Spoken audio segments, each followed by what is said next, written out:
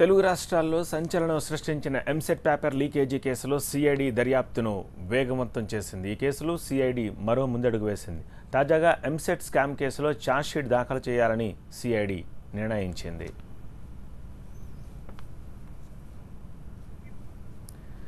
ఎంసెట్ స్కామ్లో ఇప్పటి వరకు 104 మంది విద్యార్థుల ప్రమేయం ఉన్నట్లు సిఐడి తేల్చడం సంచలనం రేపుతోంది. 104 మంది విద్యార్థులలో 80 మంది శ్రీ చైతన్య విద్యా సంస్థలకు చెందిన వారని, 14 మంది నారాయణ కాలేజీకి చెందిన విద్యార్థులుగా సిఐడి అధికారులు గుర్తించారు. ఇప్పటి వరకు నిందితుల నుంచి 5 కోట్ల నగదును సిఐడి స్వాధీనం చేసుకుంది.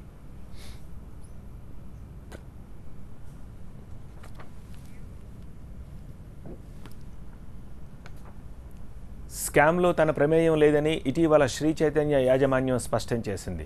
తాము ఇలాంటి చట్టవిరుద్ధమైన కార్యకలాపాలను ప్రోత్సహించమని పేర్కొంది. అయితే ఈ కేసులో ప్రమేయం ఉందో లేదో కోర్టు ద్వారా తేల్చుకోవాలని శ్రీ చైతన్య యాజమాన్యానికి సిఐడి నోటీస్ ఇచ్చింది.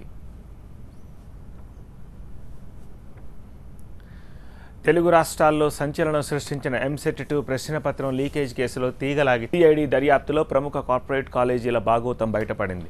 ఈ స్కామ్తో సంబంధం ఉన్న మరో 2 నిందితులను సిఐడి అధికారులు ఇటీవల అరెస్ట్ చేశారు. అరెస్ట్ అయిన వారిలో ఒకరు Hyderabad Chaitanyapuri Sri Chaitanya junior college dean Veleti Vasubabu కాగా, మరొకరు గుంటూరు జిల్లాకు చెందిన శ్రీ చైతన్య నారాయణ కాలేజీల admission agent Kamma Venkata Sivanarayana Rao. Arrest అయిన వారిలో శ్రీ చైతన్య కళాశాల డీన్గా పనిచేస్తోన్న ఓలేటి వాసుబాబును కీలక నిందితుడిగా పోలీసులు గుర్తించారు. వాసుబాబు, కమ్మ వెంకట శివనారాయణరావు ఎంసెట్ స్కామ్లో ప్రధాన నిందితులుగా ఉన్న డాక్టర్ ధనంజయ్, తాక్వీర్, డాక్టర్ సందీప్ కుమార్లతో తరచూ సంప్రదింపులు జరిపినట్టు సిఐడి అధికారులు గుర్తించారు. ఈ ముగ్గురు నిందితులు భువనేశ్వర్లో క్యాంప్ ఏర్పాటు చేసి లీక్ అయిన ఎంసెట్ ప్రశ్నపత్రంతో విద్యార్థులకు శిక్షణనిచ్చారు. ఈ ముగ్గురిని 2016 ఫిబ్రవరి, జూలై నెలల్లో ఓలేటి వాసుబాబు, శివనారాయణ పలుసార్లు హైదరాబాద్లో కలిసినట్టు సిఐడి దర్యాప్తులో తేలింది. వీరంతా ఎంసెట్ పేపర్ లీకేజీ, విద్యార్థులను సేకరించడంపై చర్చించుకున్నట్లు గుర్తించారు. ముందస్తు ప్లాన్ ప్రకారం వాసుబాబు, శివనారాయణ మొత్తం 6 విద్యార్థుల్ని భువనేశ్వర్ క్యాంపుకు తరలించారు. ఇతర ఏజెన్సీల ద్వారా వచ్చిన విద్యార్థులను సైతం అక్కడే ఉంచి లీక్ అయిన ప్రశ్నపత్రంలోని ప్రశ్నలకు ప్రాక్టీస్ చేయించారు.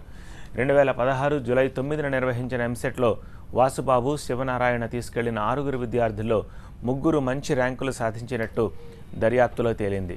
విద్యార్థులకు మంచి ర్యాంకులు తెప్పించినందుకు ప్రతిగా ఒక్కో విద్యార్థి తల్లిదండ్రుల నుంచి వాసుబాబు, శివనారాయణ 35 లక్షల చొప్పున వసూలు చేశారు.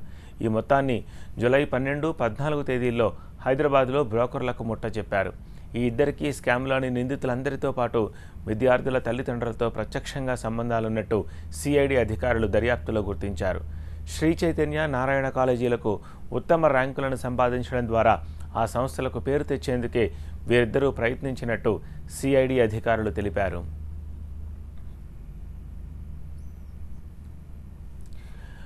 ఎంసెట్ ప్రశ్నపత్రం లీకేజీ ఘటనలో ఇప్పటివరకు మొత్తం 60 మందిని గుర్తించగా 62 మందిని అరెస్ట్ చేశారు. ఇటీవల 2 అరెస్టుతో ఈ సంఖ్య 64కు చేరింది. ఈ కేసులో ఇంకా ఎవరెవరి పాత్ర ఉంది, ఎవరి ప్రోద్బలంతో లీకేజీ వ్యవహారం నడిచింది, గతంలోనూ మంచి ర్యాంకులు పొందేందుకు ఈ కార్పొరేట్ కాలేజీలు ఇలాంటి మార్పులు ఏమైనా చేశాయా అన్న కోణంలో సిఐడి అధికారులు దర్యాప్తు ముమ్మరం చేశారు.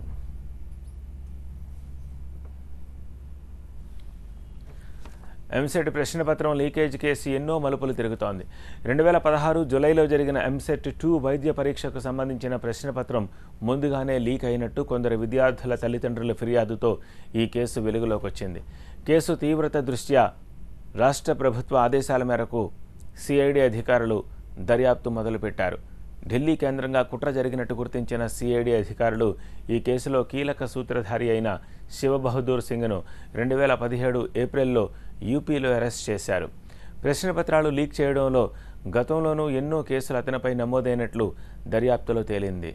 సింగ్తో ఢిల్లీలోని ప్రింటింగ్ ప్రెస్ నుంచి ఎంసెట్ 2 ప్రశ్నపత్రాన్ని బయటకు తేవడంలో కీలక పాత్ర పోషించిన రణ్వీర్ సింగ్ జాడను సిఐడి అధికారులు కనిపెట్టారు. అయితే అప్పటికే అతను చనిపోవడంతో కథ మళ్లీ మొదటికొచ్చింది.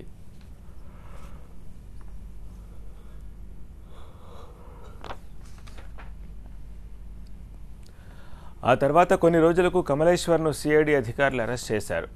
సింగ్తో పాటు ప్రశ్నపత్రాల లీకేజీలో అతడు కీలక వ్యక్తి. ప్రశ్నపత్రాన్ని ఏ ప్రింటింగ్ ప్రెస్లో ముద్రిస్తారో ముందే సింగ్కు తెలుసని, అతడి సూచనలతోనే తాను ప్రశ్నపత్రాన్ని బయటకు తెచ్చానని కమలేశ్వర్ కీలక సమాచారం ఇచ్చాడు. మరోవైపు ప్రశ్నపత్రం లీకేజీలో జేఎన్టీయూ పాత్రపై కూడా సిఐడి అధికారులు ఆరా తీశారు.